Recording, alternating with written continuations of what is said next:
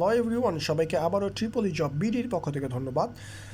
আজকে আমরা যে বিষয় নিয়ে আলোচনা করব সেটি হচ্ছে BADC 2020 SAE electrical technology question solution নিয়ে, যা কিছুদিন আগে বুয়েটে অনুষ্ঠিত হয়ে গেল।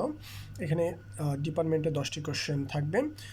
আজকে তার প্রথম পর্ব, এখানে 5টি কোশ্চেন সলিউশন নিয়ে আলোচনা করবে এবং সেকেন্ড যে পার্টটি থাকবে সেখানে পরবর্তীতে 6 থেকে 10 পর্যন্ত থাকবে। সো দেরি না করে আমাদের মূল লেকচার আমরা ফিরে যাই।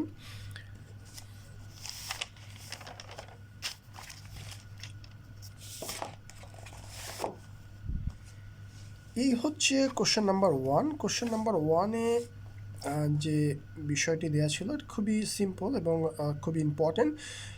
এখানে বলা হয়েছে যে একটি ফ্যাক্টরি লাইটিং লোড 300 কিলোওয়াট এবং পাওয়ার লোড বা ইন্ডাস্ট্রিয়াল লোড যদি 1200 কিলোওয়াট এবং ডিমান্ড ফ্যাক্টর যথাক্রমে প্রত্যেকটা ডিমান্ড ফ্যাক্টর হচ্ছে 60% এবং 80%। প্রথমটা লাইটিং লোডের 60% এবং পাওয়ার লোড বা ইন্ডাস্ট্রিয়াল লোডের হচ্ছে 80%। উভয় ডাইভার্সিটি ফ্যাক্টর যদি 1.5 হয় তাহলে ম্যাক্সিমাম লোডটি কত? এই ম্যাক্সিমাম লোডটি কত সেটি হচ্ছে, এখন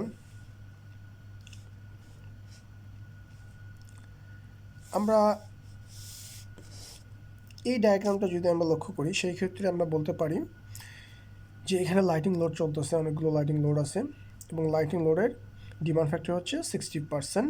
এখানে পাওয়ার লোড আছে 1200 কিলোওয়াট এবং এর ডিমান্ড ফ্যাক্টর হচ্ছে 80%। এবং এই দুইটির হচ্ছে কি উভয়ের ডাইভার্সিটি ফ্যাক্টর হচ্ছে 1.5। তাহলে এই ম্যাক্সিমাম এখানকার কতটুকু ম্যাক্সিমাম ডিমান্ড কতটুকু এখানে গ্রো করবে বা এখানকার সার্কিট ব্রেকারের যে রেটিংটা আমরা কত দিতে পারি, ম্যাক্সিমাম ডিমান্ড কত হতে পারে সেটা দেখব। তাহলে আমরা জানি ডিমান্ড ফ্যাক্টর হচ্ছে ডিএমসি, শর্টকাট যদি বলতে পারি ডিএমসিতে হলো ডিমান্ড ফ্যাক্টর, অর্থাৎ ডিমান্ড ফ্যাক্টর হচ্ছে maximum load by connected load. Maximum load by connected load demand factor, আমাদের ম্যাক্সিমাম লোড বের করতে হবে। কানেক্টেড লোড যেটা দেওয়া থাকবে সেটা হচ্ছে কানেক্টেড লোড।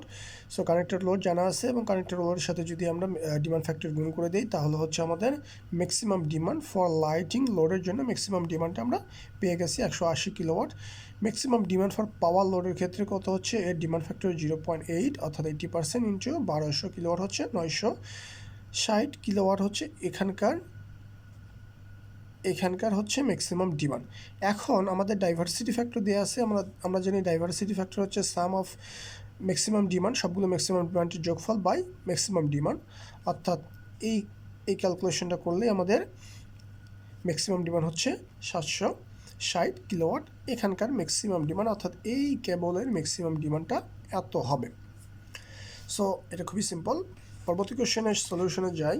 পরবর্তী কোশ্চেনের সলিউশনে এটাও পাওয়ার সিস্টেম থেকে ম্যাথটি দেওয়া আছে, বিশেষ করে ভিকে মেধার পাওয়ার সিস্টেমের ম্যাথ বইয়ে এই ম্যাথটি দেওয়া আছে। এখানে বলা হয়েছে যে একটি ওভার কারেন্ট প্রোটেকশন রিলে এর কারেন্ট সেটিং হচ্ছে 150% এবং সিটি রেশিও দেওয়া আছে 400/5 হলে ফেজের প্লাগ সেটিং মাল্টিপ্লিয়ারটা কত হবে? প্লাগ সেটিং যদি ফল্ট কারেন্ট হয় 2400 এম্পিয়ার, যদি ফল্ট কারেন্ট ফ্লো করে লাইনের মধ্য দিয়ে, সেই ক্ষেত্রে এই রিলেটা কখন পিক আপ করবে বা প্লাগ সেটিং মাল্টিপ্লিয়ারটা কী হতে পারে সেটাই দরকার।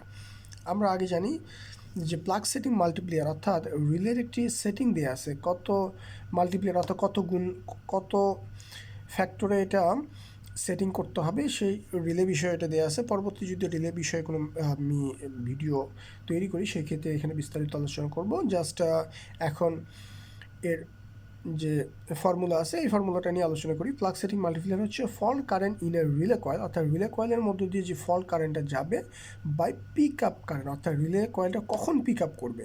ফল্ট কারেন্ট হচ্ছে কত হচ্ছে, এমনি লাইনের ফল্ট কারেন্ট হচ্ছে 2400 এম্পিয়ার। তাহলে এটা আমার রিলের মধ্যে কত আসবে বা সিটি হয়ে কত আসতে পারে সেটা আমাকে ক্যালকুলেশন করতে হবে এবং রিলেটা কখন পিক আপ করবে। এই দুটার রেশিওটি হচ্ছে প্লাগ সেটিং মাল্টিপ্লিয়ার। তাহলে রিলেটা পিক আপ করবে, পিক আপ রিলে কত কখন করবে, এই যে রিলেটা দিয়ে আছে কত 5 এম্পিয়ার রিলে, অর্থাৎ সেকেন্ডারিতে যদি 5 এম্পিয়ার হয় তখনই কিন্তু এই রিলেটা পিক আপ করার কথা। কিন্তু এখানে কারেন্ট সেটিং দিয়ে আছে কত 150%। আসলে 5 এম্পিয়ার এটা পিক আপ করবে না, আরও এর 150% যদি এটা হয় 5-এর তাহলে পিক আপ করবে, যেহেতু কারেন্ট সেটিং দেওয়া আছে। যদি কারেন্ট সেটিং না দেওয়া থাকতো তাহলে পাশেই এই রিলেটা পিক আপ করতো। সেই ক্ষেত্রে হচ্ছে পিক আপ কারেন্ট হলো 5 ইন্টু 150% অর্থাৎ 7.5 এম্পিয়ারে এই রিলেটা পিক আপ করবে। এখন ফল্ট কারেন্ট বের করতে হবে আমাদের। ফল্ট কারেন্টটা কত? ফল্ট কারেন্ট ইন রিলে, এমনি লাইনের ফল্ট কারেন্ট হচ্ছে 2400 এম্পিয়ার, এটাই আসলে ফল্ট কারেন্ট, কিন্তু এটাকে সেকেন্ডারি রেসপেক্টে কত হবে সেটা ক্যালকুলেশন করতে হবে। তাহলে 5/400, তাহলে সেকেন্ডারিতে, প্রাইমারিতে ফল্ট কারেন্ট হচ্ছে 2400 হলো, সেকেন্ডারিতে যেহেতু সিটি দিয়ে আছে সেকেন্ডারিতে হবে কত? 30। তাহলে এখন এই দুটোর রেশিও হচ্ছে কত? 4। এই 4টাই হচ্ছে প্লাগ সেটিং মাল্টিপ্লিয়ার অর্থাৎ রিলের সেটিং যেটা হবে 4-এ যদি আমি সেট করে দিই তাহলেই এটা কাজ করবে রিলেটা। ওকে, এবার কোশ্চেন নাম্বার 3টি যে মসফেট বিষয়ে একটি কোশ্চেন দেওয়া ছিল, মসফেটটি কোন রিজিয়নে কাজ করে অর্থাৎ কোন মুডে কাজ করে এই বিষয়ে ম্যাথ দেওয়া ছিল। আর এই ম্যাথটি বিভিন্ন গ্রুপ থেকে আমি যে কোশ্চেনগুলো কালেক্ট করেছি, এখানকার কারো কাছে আমি এই মসফেটের ম্যাথের এক্স্যাক্ট যে কোশ্চেনটা কী ছিল আসলে সেই বিষয়ে সঠিক ধারণা পাওয়া যায়নি। তারপরও মোটামুটি একটি গ্রুপ থেকে পাওয়া গেছে এবং একটি ভাই এটি দিয়েছে, তাকে ধন্যবাদ। এবং এখানে দেওয়া ছিল হচ্ছে ভিডিডি আরডি ভিডি, এবং এখানকার একটা ভোল্টেজ দেওয়া ছিল ভিডিজি ভোল্টেজ যদি 6 ভোল্ট হয় এবং থ্রেশহোল্ড ভোল্টেজ 4 ভোল্ট। এখন এই এই এখন যদি আমি এটা নিয়ে ক্যালকুলেশন করি সেই ক্ষেত্রে এই মসফেটটি কোন রিজিয়নে আছে, তাহলে এটা হচ্ছে ইনহ্যান্সমেন্ট এন টাইপ মসফেট, এবং এই ইনহ্যান্সমেন্ট এন টাইপ মসফেটের স্যাচুরেশন কন্ডিশন হওয়ার জন্য যে শর্ত ছিল হচ্ছে ভিজিএস গ্রেটার দ্যান ভিটি অথবা VGD less than VT or VDS greater than or equal VG minus VT. এখন যদি এই কন্ডিশন যদি ফিল আপ করে তাহলে এই মসফেটটি হচ্ছে স্যাচুরেশন রিজিয়নে কাজ করবে। তাহলে আমরা এখন দেখি যে এই মসফেটটি এই কন্ডিশনটা ফিল আপ করতেছে কি না। এখানে ভিডিজি যদি দিয়ে আছে কত? 6 ভোল্ট, ভিডিজি 6 ভোল্ট। তাহলে ভিডিজি যদি 6 ভোল্ট হয় তাহলে ভিজিডি কত হবে? -6 হবে। তাহলে -6টা হচ্ছে ভিটির চেয়ে ছোটো, তাহলে অবশ্যই আমরা বলতে পারি যে এই মসফেটটি স্যাচুরেশন কন্ডিশনে আছে।